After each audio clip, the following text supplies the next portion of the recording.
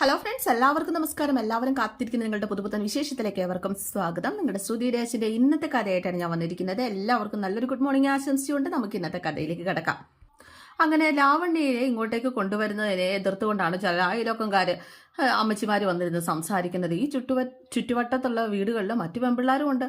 നമ്മളായിട്ട് ഓരോ ആചാരങ്ങളും രീതികളും ഒക്കെ തുടങ്ങി വെക്കുന്നത് വലിയൊരു തെറ്റ് തന്നെയാ എന്നൊക്കെ ഇങ്ങനെ പറഞ്ഞു കഴിയുമ്പോഴേക്കും നമ്മുടെ മനോരമ ചോദിക്കും, എൻ്റെ പൊന്നോ, എൻ്റെ മൈ ഗോഡ്, തിരുവാതിരയ്ക്ക് നിങ്ങൾ ആരും ഇവിടെ ഉണ്ടായിരുന്നല്ലോ, എന്നിട്ട് എങ്ങനെ കൃത്യമായിട്ട് നിങ്ങൾ ഇതൊക്കെ അറിഞ്ഞു? അതൊക്കെ അറിയാനാണോ പാട്? ഞങ്ങൾ ഈ നാട്ടിലില്ലായിരുന്നെങ്കിലും ഇവിടെ നടക്കുന്ന കാര്യങ്ങളൊക്കെ അപ്പം ഞങ്ങൾ അറിയുന്നുണ്ടായിരുന്നു.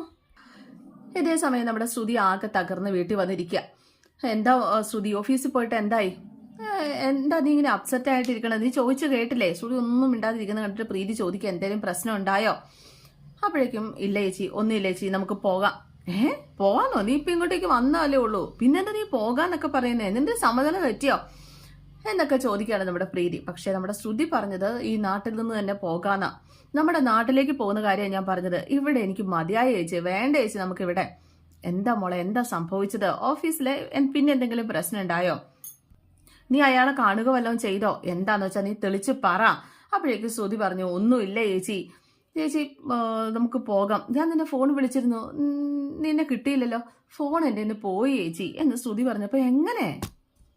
ശ്രുതി ആലോചിക്കുകയാണ് ആ ഫോൺ നഷ്ടപ്പെട്ട ആ ഒരു നിമിഷമൊക്കെ. എന്താ ശ്രുതി ആലോചിക്കുന്നേ? എന്താ ഉണ്ടായേ? ഒന്നുമില്ല ചേച്ചി, നമുക്ക് എത്രയും പെട്ടെന്ന് നമ്മുടെ നാട്ടിലേക്ക് പോകാം. എനിക്കിവിടെ മടുത്തു ചേച്ചി, മതിയായി. ഇനി ഒരു ദിവസം പോലും ഞാൻ ഇവിടെ നിൽക്കില്ല. എത്രയും പെട്ടെന്ന് നമുക്ക് നാട്ടിലേക്ക് പോകാൻ ചേച്ചി എന്ന് ശ്രുതി പറയുമ്പോൾ എനിക്ക് ഓർമ്മ വരുന്നത് നമ്മുടെ ബിഗ് ബോസിലെ ജാൻമണി. എനിക്ക് പോണം എന്നും പറഞ്ഞിട്ട് കിടന്ന് വാശി പിടിക്കത്തില്ലേ? എനിക്ക് പറ്റില്ല, ഇവിടെ നിൽക്കാൻ പറ്റില്ല എന്നൊക്കെ പറഞ്ഞ് വാശി പിടിക്കില്ലേ? അതാ ഓർമ്മ വരുന്നത്. എന്തായാലും പോണമെന്ന് തറപ്പിച്ച് പറയാണ് നമ്മുടെ ശ്രുതി. പ്രീതിക്കാണ് ഇതെന്താ അവർക്ക് പെട്ടെന്ന് സംഭവിച്ചതെന്ന് മനസ്സിലാകുന്നുമില്ല. ഇതേ സമയം സുഭദ്രാമയെ സങ്കടപ്പെടുത്തിക്കൊണ്ട് ഈ അമ്മച്ചിമാർ അവിടെ നിന്ന് സംസാരിക്കുക. നിങ്ങളുടെ നല്ലതിന് വേണ്ടിയാ പറയുന്നത്. കല്യാണത്തിന് മുമ്പ് ഒരു പെങ്കൊച്ചി വീട്ടിൽ വന്ന് താമസിക്കുക എന്ന് പറഞ്ഞാൽ കുറച്ച് കഷ്ട. സുഭദ്രാമ സമ്മതിക്കരുത്. അപ്പൊ ചേച്ചിമാരെ, ഞാനൊരു കാര്യം പറയട്ടെ എന്നൊക്കെ പറഞ്ഞ് നമ്മുടെ ശ്യാം പറഞ്ഞ് മനസ്സിലാക്കാനായിട്ട് ശ്രമിക്കുക.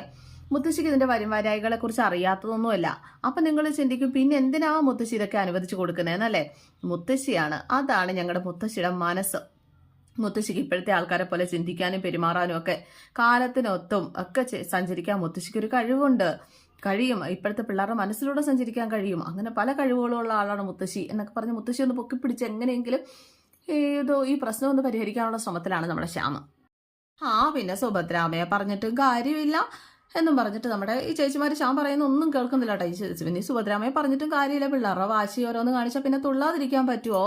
അപ്പോഴേക്കും നമ്മുടെ മനോരമ പറഞ്ഞു, അങ്ങനെ അങ്ങ് പറഞ്ഞു കൊടുക്ക് ചേച്ചി, ഞാനതങ്ങോട്ട് പറയാൻ വേണ്ടിയിട്ട് ഇരിക്കുകയായിരുന്നു.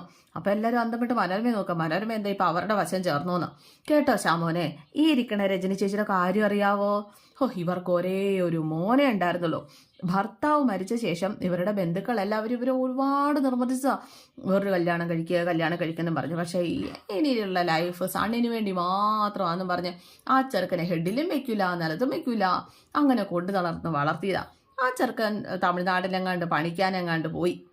ഫൈനല് ആ ചെറുക്കൻ കയറി മൂത്തൊരു പെണ്ണിനെ കയറിയിട്ട്, ഒരുപാട് പ്രായമുള്ള പെണ്ണിനെ കയറി അങ്ങോട്ട് പ്രേമിച്ചു.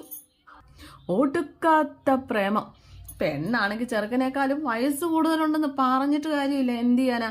അല്ലേ രജനി ചേച്ചി എന്നും പറഞ്ഞിട്ട് മനോരമ രജനി ചേച്ചി ഇരുന്ന് ഉരുകുക കേട്ടോ. എന്തായാലും അഞ്ജലിക്കും മുത്തശ്ശിക്കും ശ്യാമിനൊക്കെ കാര്യം മനസ്സിലായി. രജനി ചേച്ചി ആണെങ്കിൽ ചെറുക്കനെ എടുത്ത് അറിഞ്ഞു പൊറിച്ചൊക്കെ അടിച്ചു നോക്കി, ഗുണദോഷിച്ചു നോക്കി. അവിടെ ചെറുക്കൻ അതിൽ നിന്ന് മാറത്തില്ല. അവസാനം പിടിച്ച പിടിയാലെ ആ കല്യാണം അങ്ങോട്ട് നടത്തി ഇറക്കാൻ രജനി ചേച്ചിക്ക് കല്യാണത്തിന് സമ്മതിക്കേണ്ടി വന്നു. ഇപ്പം മോളേതാ തള്ള ഏതാന്നറിയാതെ രജനി ചേച്ചി ഏതാ മരുമോൾ ഏതാന്നറിയാൻ പറ്റില്ല. കണ്ട അമ്മാതിരി പ്രായം ഇരുന്ന് നേരങ്ങ. രജനി ചേച്ചിയുടെ ആ കാര്യം ആലോചിക്കുമ്പോൾ എനിക്കങ്ങ് ചിരിയും വരും, കഷ്ടവും തോന്നും. അപ്പോഴേക്ക് രജനി പറഞ്ഞു, ഇനി ഇരുന്നാൽ ശരിയാവില്ലെന്ന് മനസ്സിലായി, എന്നാൽ ഇറങ്ങാം, ഈ നേരം കുറെ ആയില്ലേ, ഞങ്ങൾ ഇറങ്ങാം സുഭദ്രാമേ. അയ്യോ, അങ്ങനെ അങ്ങ് പോകാൻ വരട്ടെ.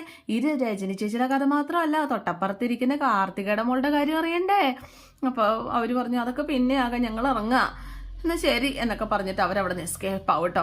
എന്തായാലും മനോരമ സ്കോർ ചെയ്തു. മനോരമ ഈ സീനിലെ ശരിക്കും ഹീറോ ആരാണെന്ന് അറിയാവോ? What you mean hero? അത് മനോരമാൻ്റെ തന്നെയാണ് ഈ സീനിലെ ഹീറോ. അപ്പോഴേക്കും മനോരമ അഭിമാനത്തോട് കൂട്ടിയിട്ട് ഇങ്ങനെ ഇരിക്കുക. ശരിയാ എന്ന രീതിയിൽ വാല് തീ പിടിച്ച പോലെ രണ്ടും കൂടെ ഓടിപ്പോയത് കണ്ടോ, അതെനിക്ക് അങ്ങോട്ട് ഇഷ്ടമായിട്ടോ എന്ന് ശ്യാം പറയുകയാണേ. എന്തായാലും നമ്മുടെ ശ്രുതി വീട്ടിൽ ആ റൂമിലെത്തിയിട്ട് ആ കൃഷ്ണ വിഗ്രഹമൊക്കെ എടുത്ത് നോക്കിക്കൊണ്ടിരിക്കുക. അപ്പോൾ പ്രീതി ചെന്നിട്ട് ആ വിഗ്രഹം അങ്ങോട്ട് മാറ്റി വെച്ചിട്ട്, എന്താ പറ്റിയേ, നീ ഒന്നും പറയില്ല എന്ന് തന്നെ തീരുമാനിച്ചിട്ടാണോ, കാര്യം പറ. അപ്പോൾ അമ്മായി വന്നു, എന്താ പ്രശ്നം എന്ന് ചോദിച്ചു. എന്താ മോളെ പെട്ടെന്ന് നിനക്ക് ഇങ്ങനെ ഒരു തോന്നലുണ്ടാവാൻ കാരണം, എന്തെങ്കിലും കുഴപ്പം വല്ലതും ഉണ്ടായോ എന്നൊക്കെ ചോദിച്ചു കഴിഞ്ഞപ്പോഴേക്ക് ശ്രുതി പറഞ്ഞു, ഒരു കുഴപ്പം ഉണ്ടായില്ല. ഇനിയിപ്പോൾ നമ്മളിവിടെ നിന്നിട്ട് പ്രത്യേകിച്ച് ഒരു കാരണം ഉണ്ടെന്ന് തോന്നണില്ല. ഞാൻ പറഞ്ഞല്ലോ, ഈ നാട് എനിക്ക് അത്രയ്ക്ക് വെറുത്തു പോയി ചേച്ചി. എനിക്ക് പോയേ പറ്റുള്ളൂ. നമുക്ക് എത്രയും പെട്ടെന്ന് നമ്മുടെ വീട്ടിൽ അച്ഛയുടെ അമ്മയുടെ അരികിൽ എത്തണം ചേച്ചി. ട്രാവൽ ഏജൻസി വിളിക്കട്ടെ, നാളെ തന്നെ ടിക്കറ്റ് ഏർപ്പാടാക്കണം എന്നും പറഞ്ഞ് ബാഗിൽ ഫോൺ തപ്പുകയാണ്. ആ സമയത്താണ് ഫോൺ പോയ കാര്യം ഓർക്കണത്. അപ്പോഴേക്കും അമ്മായി വന്നിട്ട്, എൻ്റെ മോളെ ഞാൻ എന്തൊക്കെയാണ് കേൾക്കണത്, ശ്രുതി മോളെ നീ എന്താ ഈ പറയണത്, എങ്ങോട്ട് പോകണ കാര്യം, നാട്ടിലേക്ക് എന്തിനാ തിരിച്ചു പോണേ, എന്താ ഇപ്പം പറ്റിയേ. അപ്പം ശ്രുതി പറഞ്ഞ്, പ്രത്യേകിച്ച് കാര്യമൊന്നും ഉണ്ടായിട്ടല്ല, ഞങ്ങളിവിടെ വന്നിട്ട് ഇത്രയും നാളുകളായില്ലേ, ഇനി അച്ഛയും അമ്മയും പിരിഞ്ഞു നിൽക്കുന്നത് ശരിയല്ല എന്ന് തോന്നണു. തന്നെയല്ല, ഞങ്ങളിവിടെ ഉള്ളതുകൊണ്ട് അമ്മായിക്ക് ബുദ്ധിമുട്ടും അല്ലേ. ഓഹോ, ഇതാ ഇപ്പം നന്നായത്. എൻ്റെ ബുദ്ധിമുട്ട് ഓർത്തിട്ടാണോ ഇപ്പം നാട്ടിലേക്ക് പോകാൻ തീരുമാനം? എനിക്ക് നീ ഇവിടെ നിൽക്കുന്നതിൽ ഒരു ബുദ്ധിമുട്ടും ഇല്ല മോനെ. ഈ അമ്മായിയെ മടുത്ത് നിൽക്ക്. പണ്ട് വേനലവധി കാലത്ത് അമ്മായിയുടെ അടുത്ത് വന്ന് നിൽക്കാൻ നിങ്ങൾക്ക് കൊതിയായിരുന്നില്ലേ? നിങ്ങൾ വരാൻ ഞാനും കാത്തിരുന്നിട്ടുണ്ട്. നിങ്ങളെ കൂട്ടിക്കൊണ്ട് വരാനായിട്ട് അശോകേട്ടനും പ്രമേളയും വരുമ്പോൾ പോകാൻ കൂട്ടാക്കാതെ എൻ്റെ സാരിയുടെ മറവിൽ ഒളിച്ചിരിക്കുകയായിരുന്നില്ലേ രണ്ടുപേരും എന്നൊക്കെ പറഞ്ഞ്. അമ്മായിക്ക് ആരുമില്ലല്ലോ. അമ്മായിക്ക് ഈ 2 മക്കൾ വന്നുകൊണ്ട് വഴക്കൊക്കെ കൂടുന്നുണ്ടെങ്കിലും ഭയങ്കര സന്തോഷമായിരുന്നു.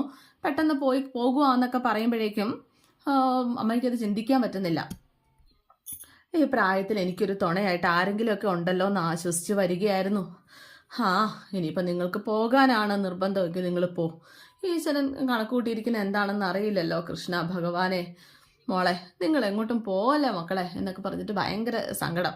അപ്പോഴേക്ക് ശ്രുതി പറഞ്ഞു, അത് ശരിയാവില്ല, ഇനി ഇവിടെ നിൽക്കുന്നത് ശരിയല്ല എന്ന് എൻ്റെ മനസ്സ് പറയുന്നു, നമുക്ക് പോവാൻ ചേച്ചി, എനിക്ക് എത്രയും പെട്ടെന്ന് നാട്ടിലെത്തണം എന്ന് പറഞ്ഞിട്ട് അമ്മായിയുടെ ഫോൺ മേടിച്ചിട്ട് ട്രാവൽ ഏജൻസി വിളിക്കാനായിട്ട് ശ്രുതി പോവാം.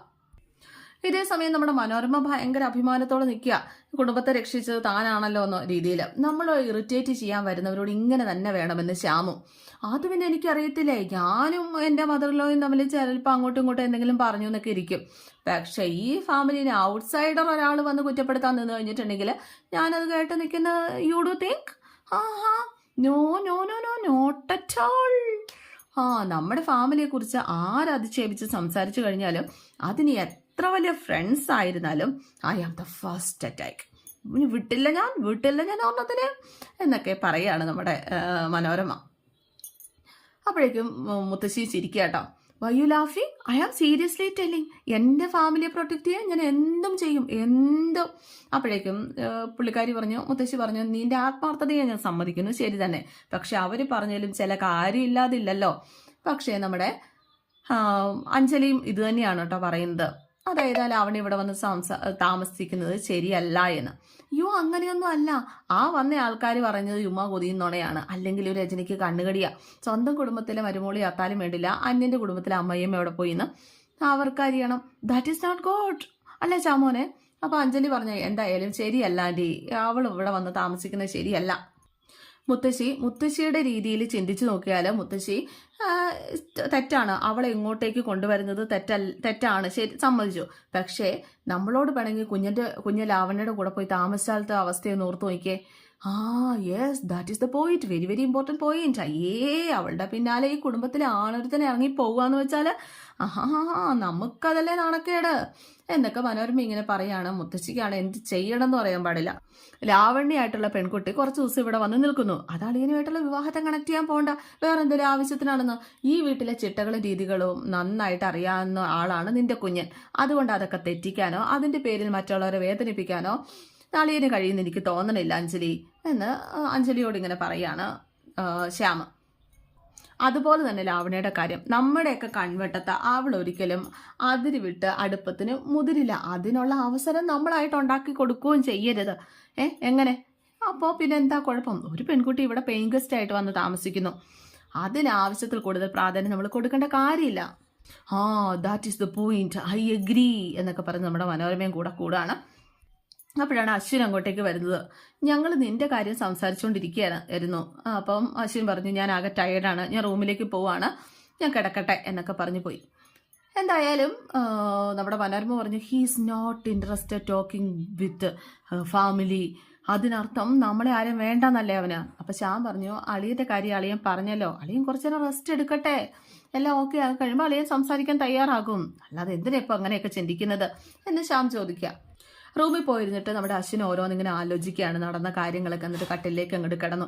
ഇതേ സമയം കുട്ടികൃഷ്ണന്റെ ആ ഒരു രൂപത്തിലേക്ക് നോക്കി ശ്രുതി ഇങ്ങനെ പറയാ, എനിക്ക് എന്തെങ്കിലും കുഴപ്പമുണ്ടോന്നാണോ നീ നോക്കണത്? സത്യം പറഞ്ഞാൽ എനിക്ക് ഒത്തിരി സന്തോഷമുണ്ട്. എത്രയും പെട്ടെന്ന് നാട്ടിലേക്ക് പോവല്ലേ, ഞങ്ങളുടെ അച്ഛയുടെ അമ്മയുടെ ഒക്കെ അടുത്തേക്ക് ഞങ്ങൾ പോവല്ലേ, എനിക്ക് ഏറ്റവും പ്രിയപ്പെട്ട സ്ഥലത്തേക്ക്. പിന്നെ ഞാനിതിനെ സങ്കടപ്പെടുന്നത്, എൻ്റെ കുട്ടികൃഷ്ണ ഇതുവരെ എടുത്ത തീരുമാനങ്ങളിൽ ഏറ്റവും ശരിയായിട്ട് എനിക്ക് തോന്നുന്നത് നാട്ടിലേക്ക് മടങ്ങാനുള്ള എൻ്റെ ഈ തീരുമാനം തന്നെയാണ് എൻ്റെ ഏറ്റവും വലിയ ശരി. അങ്ങനെ തീരുമാനിച്ചതിൽ എനിക്ക് സങ്കടമോ കുറ്റബോധമോ ഒന്നുമില്ല, സന്തോഷം മാത്രമേ ഉള്ളൂ. നമുക്ക് അവിടെ ആവുമ്പോൾ ഇങ്ങനെ കണ്ണി കണ്ടവരുമായിട്ട് അടി ഉണ്ടാക്കണ്ടല്ലോ, എല്ലാവരും എന്നെ അറിയുന്നവരും എനിക്ക് അറിയാവുന്നവരും ഒക്കെ അല്ലേ. അപ്പോഴേക്കും കൃഷ്ണൻ്റെ ആ ഒരു വിഗ്രഹം കയ്യിലെ പിടിച്ചിട്ടാണ് ഇങ്ങനെ സംസാരിക്കുന്നത്. എന്താ എൻ്റെ മുഖത്തേക്ക് ഇങ്ങനെ സൂക്ഷിച്ചു നോക്കുന്നത്? എനിക്ക് സങ്കടം ഉണ്ടോന്നാണോ? എനിക്ക് ഒരു സങ്കടവും ഇല്ല. ഞാനിതിനെ സങ്കടപ്പെടുന്നത് അമ്മായിയെ പിരിയുന്ന ഓർത്തിട്ടാണോ? അത് സാരമില്ല, അമ്മായിക്ക് എപ്പോൾ വേണമെങ്കിലും അവിടേക്ക് വരാലോ, പിന്നെന്താ കുഴപ്പം, അമ്മയ്ക്ക് അവിടെ വന്ന് നിൽക്കാലോ എന്നൊക്കെ ശ്രുതി ഇങ്ങനെ മനസ്സിലോർക്കുക. പിന്നെ ആരാ? പിന്നെ ഓർത്തിരിക്കാൻ ആരുമില്ല ഇവിടെ, ഓർത്തിരിക്കാൻ എൻ്റെ ഈ നാട്ടിൽ എനിക്ക് ആരുമില്ല എന്നും പറഞ്ഞിട്ട് നമ്മുടെ ശ്രുതിയുടെ കണ്ണൊക്കെ ഇങ്ങനെ നിറഞ്ഞൊഴുകുകയാണ്. ആ സമയത്ത് ശ്രുതി തന്നെ പറയാണ്, ഇത് സങ്കടം കൊണ്ടല്ല സന്തോഷം കൊണ്ടാണ് എന്ന്. പക്ഷേ നമ്മുടെ ശ്രുതിയുടെ ഉള്ളിൻ്റെ ഉള്ളിൽ ആരെ പിരിയുന്നതിലുള്ള സങ്കട? നമ്മുടെ അശ്വിനെ പിരിയുന്നതിലുള്ള സങ്കടം തന്നെയാണ് ഇത്. പക്ഷെ ശ്രുതിക്ക് അറിയില്ലാന്നേ ഉള്ളൂ. ശ്രുതി ആ കൃഷ്ണനെ നെഞ്ചോട് ചേർത്ത് വെച്ച് എൻ്റെ കൃഷ്ണ എന്നിങ്ങനെ വിളിക്കുക. ഇതേ സമയം ഉറങ്ങിക്കിടന്ന് നമ്മുടെ അശ്വിനാണെങ്കിൽ ശ്രുതി പോവാന്ന് പറഞ്ഞ വാക്കുകളൊക്കെ മനസ്സിൽ ഇങ്ങനെ സ്വപ്നം പോലെ കടന്നു വരിക. നോ ശ്രുതി നീ പോവരുത് എന്ന് പറഞ്ഞ് ചാടി എഴുന്നിട്ട് കട്ടിൽ ഇങ്ങനെ ഇരിക്കുക കേട്ടോ. എന്തായാലും പിറ്റേ ദിവസം രാവിലെ ചെടി നനച്ചുകൊണ്ട് നിൽക്കുന്ന സമയത്ത് ഇവൻ ആലോചിക്കുകയാണ്, വെറുതെ ഞാനിതിന് അവളെക്കുറിച്ച് ആലോചിക്കുന്നത്, ഓഫീസിലുള്ള വെറും ഒരു സ്റ്റാഫിനെ കുറിച്ച് എനിക്ക് ചിന്തിക്കേണ്ട കാര്യമുണ്ടോ? അവൾ എങ്ങോട്ടേലും പൊക്കോട്ടെ, എനിക്ക് എന്ത് നഷ്ടവും സംഭവിക്കാൻ ഉള്ളത്? നത്തിങ്. ഇനി ഒരിക്കലും ഞാൻ അവളെക്കുറിച്ച് ചിന്തിക്കില്ല, അവളെ ഏതെങ്കിലും വഴിക്ക് പോട്ടെ എന്നൊക്കെ ആലോചിച്ച് മനസ്സിനെ പാകപ്പെടുത്തുകയാണ്, മനസ്സിന് വാക്കു കൊടുക്കുകയാണ്. ശ്രുതി ലക്ഷ്മി വെറും എനിക്കൊരു പേര് മാത്രമായിരിക്കും, വെറും ഒരു പെണ്ണിൻ്റെ പേര്. എന്തായാലും രാവിലെ ശ്രുതി ആലോചിച്ചുകൊണ്ടിങ്ങനെ നിൽക്കുകയാണ്. ശ്രുതി ആലോചിക്കുന്നത് ഈ ഒരു കാര്യം തന്നെയാണ്. ആ കൃഷ്ണ വിഗ്രഹം കയ്യിൽ നിന്ന് പോകുന്നതും അത് വീഴുന്നതും അവളുടെ മേത്തേക്ക് വീഴുന്നതും ഒക്കെ ആലോചിച്ചുകൊണ്ട് ഇങ്ങനെ നിൽക്കുകയാണ് കേട്ടോ രാവിലെ എഴുന്നേറ്റ്. അപ്പോഴേക്കും ശ്രുതിയുടെ ചേച്ചി പ്രീതി ആ മസാലപ്പൊടി ഇങ്ങ് എടുത്തെന്നൊരു 3-4 തവണ പറഞ്ഞു. ശ്രുതി കേട്ടില്ല കേട്ടോ. ശ്രുതി എന്ന് വിളിച്ചു കഴിഞ്ഞപ്പോഴേക്കും, ഇല്ല ടിക്കറ്റ് കിട്ടിയിട്ടില്ല, നാളെ കിട്ടുള്ളൂ എന്നാണ് പറഞ്ഞത് എന്നിങ്ങനെ പറയുകയാണ്. എന്തായാലും പെട്ടെന്ന് ഇവളുടെ ഈ വർത്തമാനമൊക്കെ കേട്ട് കഴിഞ്ഞപ്പോഴേക്കും ഇവൾക്ക് എന്തോ പന്തികേടുണ്ട് എന്ന് പ്രീതിക്ക് മനസ്സിലായി. പ്രീതി ഇങ്ങനെ ശ്രുതിയെ തന്നെ ഇങ്ങനെ നോക്കുക കേട്ടോ. പെട്ടെന്ന് തന്നെ പ്രീതിക്ക് മുഖം കൊടുക്കാതെ ശ്രുതി തിരിഞ്ഞു നിന്നു. അപ്പോൾ ഇന്നത്തെ എപ്പിസോഡ് ഇവിടെ അവസാനിക്കുകയാണ്. C you again. Thank you.